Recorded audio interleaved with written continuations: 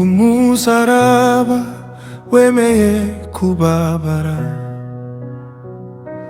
amaraso yawe yamenetse ku bwanjye, ibyaha byanjye wabijyanye kure,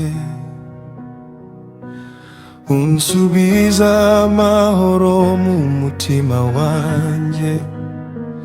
Warakoze mwami, warakoze cyane. Yesu, igikorwa cyawe kirandega, wankuye mu mwijima ungezaho urumuri,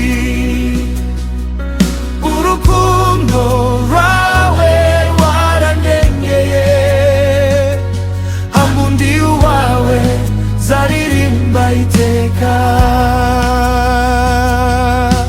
Yesu, igikorwa cyawe kirandega, wankuye mu mwijima ungezaho urumuri,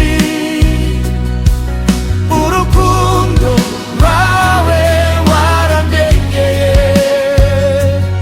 ubu ndi uwawe zaririmba iteka.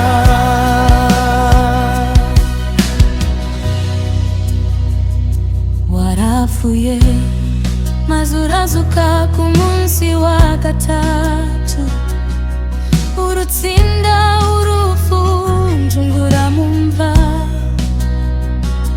imbaraga zawe ziranyuzuye,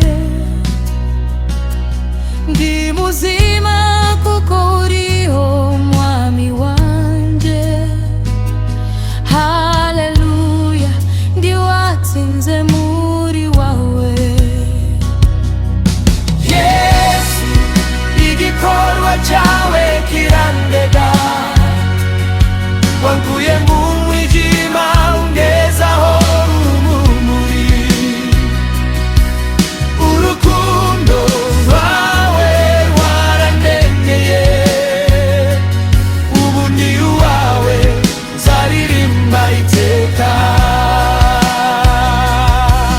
Yesu, igikorwa cyawe kirandega, wankuye mu mwijima ungezaho urumuri, urukundo rwawe warandengeye, ubu ndi uwawe nzaririmba iteka.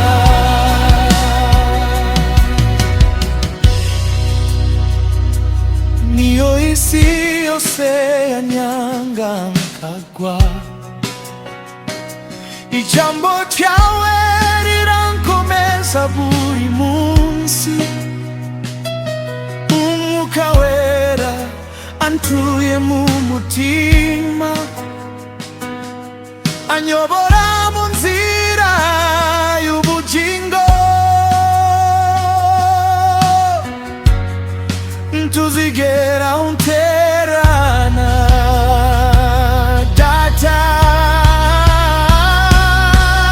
Yesu, igikorwa cyawe kirandega, wankuye mu